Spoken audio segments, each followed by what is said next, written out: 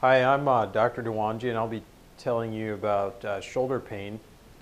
Today's class is called 101, Introduction to Shoulder Pain. We're just going to discuss the possible reasons for having shoulder pain and what other areas of the body other than the shoulder the pain can actually come from.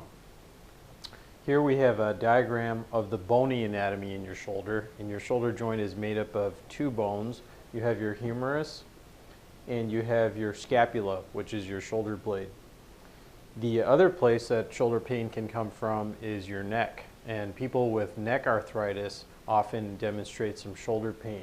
Shoulder pain from the neck, however, tends to be more posterior in this area, and often shoulder pain from the neck kind of runs down from the back, down the arm, and sometimes even into the hand. Often shoulder pain that's coming from the neck also is accompanied by numbness and tingling. And if you do have that, you should start off with a neck x-ray and possibly a neck MRI. Now, shoulder pain typically that's coming from the shoulder joint occurs in the front of the shoulder or the top of the shoulder. The most common area of shoulder pain comes from the rotator cuff. And the rotator cuff, we'll draw it in green, starts on the shoulder blade, runs under the collarbone, which is with the hatched marks here, into the top of the proximal humerus.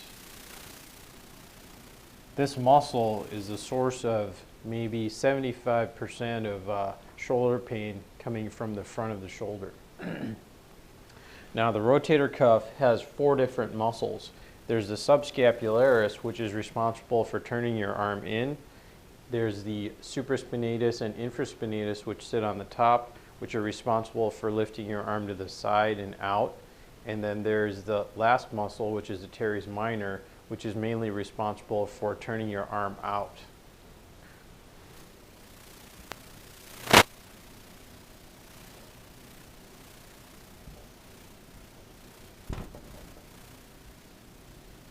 So this is the subscapularis, which turns your arm in. This is the supraspinatus and infraspinatus, which lift your arm up to the side. And then behind these, which you can't see, is the teres minor, which turns your arm mainly to the outside, but also to some extent up. The other muscle that's responsible for pain in the shoulder is your biceps muscle. So your biceps muscle starts here and shoots a long tendon that goes up right by the subscapularis and goes right into the top of the shoulder socket. The biceps tendon then splits and goes around the socket, forming a lip of tissue.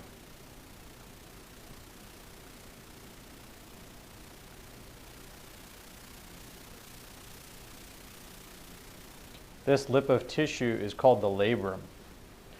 And often you'll hear doctors referring to something called a slap lesion, which is a superior labral anterior posterior lesion. So basically the top of the cartilage around the socket, which is attached to the biceps tendon, is ripped off. And to fix that, we sometimes treat it with arthroscopic surgery. We'll talk about treatments at a different lecture. So the biceps tendon can also become torn as it passes over the humerus here. And for example, you'll have a tear in the tendon like this, or you can have a tear here like that. Either of these will cause pain when you're reaching behind you or reaching for objects, say to get out of the cabinet. Pain is usually localized in the front of the shoulder, approximately right here. The other source of pain is something called subacromial impingement. This shoulder blade sends a bone that goes laterally and on top of the shoulder. This is called the acromion, and in some patients it's very curved. So there's kind of a bone spur type configuration to it. And what happens in certain patients who have this is sometimes when they lift their arm overhead, this bone here contacts this bone here, the two rub together and irritate the rotator cuff, and often can start wearing a hole through the rotator cuff. So this is a source of pain with overhead motion.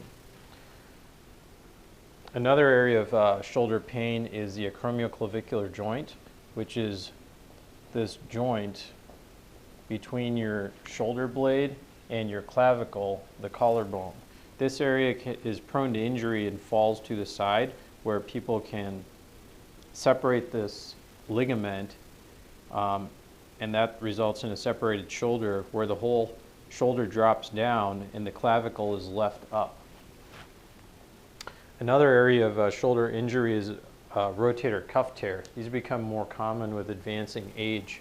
What happens in a rotator cuff tear is either over time from this bone spur you can develop a tear through the rotator cuff. Sometimes in an accident you can develop a tear through the rotator cuff, for example a fall.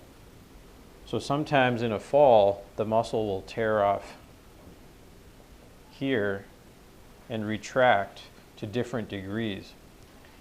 Some tears, if left over time, this muscle continues to retract all the way up to here. And typically, once the muscle is pulled back to here, it becomes very difficult to fix. And the success rate for a surgery such as this drops significantly compared to a surgery where the muscle is only pulled back to here.